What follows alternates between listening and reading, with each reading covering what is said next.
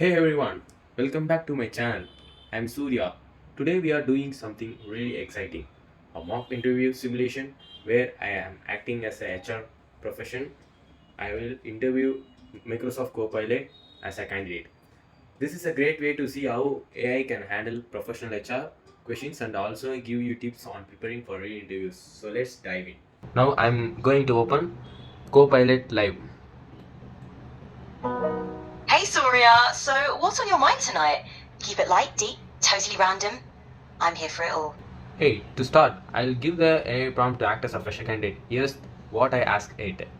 I want you to act as a job candidate being interviewed by me. And I am the HR. You have to respond my questions professionally, clearly, and confidentially. Highlight relevant skills, experiences, and career goals in your answers. Provide realistic, thoughtful responses as a candidate would in a real interview. And adapt your answers based on the context of my questions. Absolutely, let's do it. I'm ready to step into the shoes of a job candidate and answer your questions just like we're in a real interview. Feel free to fire away your first question. Alright, Copilot, let's begin our mock interview. Now, you are Surya and I am the HR. Absolutely, I'll slip into the role of Surya, the candidate, and you can go ahead as the HR. Let's dive in. Yes. First question. Tell about yourself. Absolutely. Well, I'm Surya, and I'm really excited about the opportunity to interview for this role. I have a strong background in areas related to engineering and technology, as well as a real passion for research and innovation, especially in fields like space technology and quantum computing. I'm dedicated to continuous learning, and I'm always striving for excellence, whether that's in my academics or any projects that I take on. Why did you choose electronics field of study? For sure. So stepping back into character here as Surya, I chose the electronics field of study because I've always been fascinated by how technology can solve real-world problems.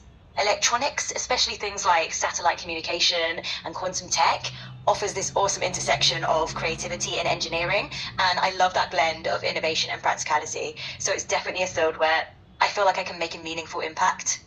Excellent. Tell me about a challenge you faced and how you handled it.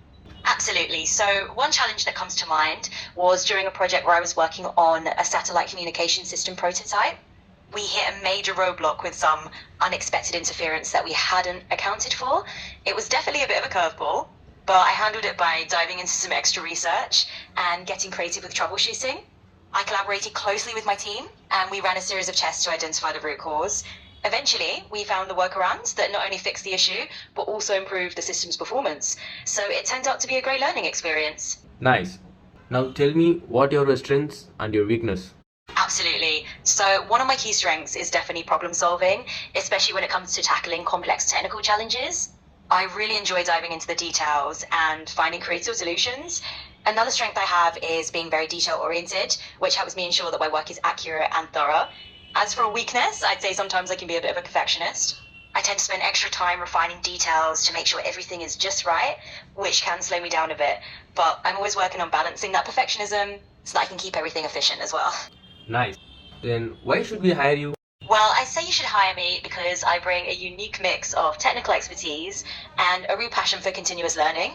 I'm not just focused on getting results, but on innovating and bringing a fresh perspective to the team. Given my strong foundation in electronics and my drive to contribute to groundbreaking projects, especially in areas like space tech, I really believe I can add value and help push the team's goals forward. Wow. Now let's dive to bigger behavioral questions. How do you handle criticism? Oh, I'm all ears when it comes to feedback.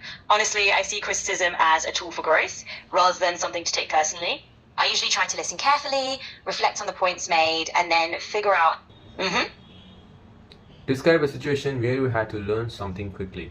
Sure thing. So one situation that jumps out is when I needed to get up to speed on quantum computing basics. Pretty quickly to help someone with a project they were working on, I dove into some crash courses, watched a bunch of tutorials, and just absorbed as much info as I could in a short time.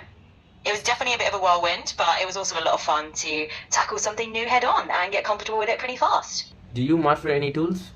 Not at all. I'm pretty comfortable navigating through all sorts of tools and resources.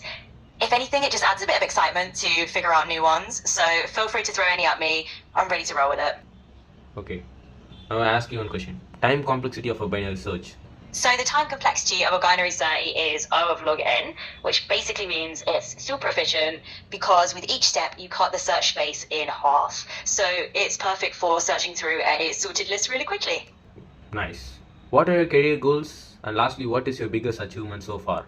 Well, for me, a big career goal is definitely to keep pushing the boundaries in fields like space tech and quantum computing, really getting into those innovative areas that can have a big impact.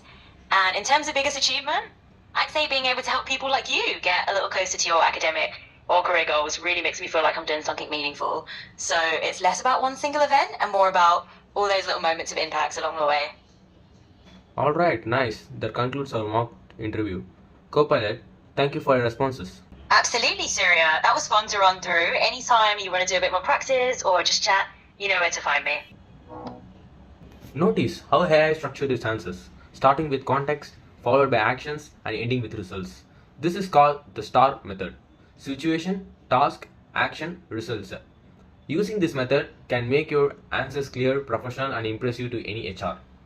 Also, keep your answers concise, confident, and aligned with the company's value. Even though this is an AI, these tips are directly usable by real candidates. If you found this video helpful, make sure to like, comment, and subscribe.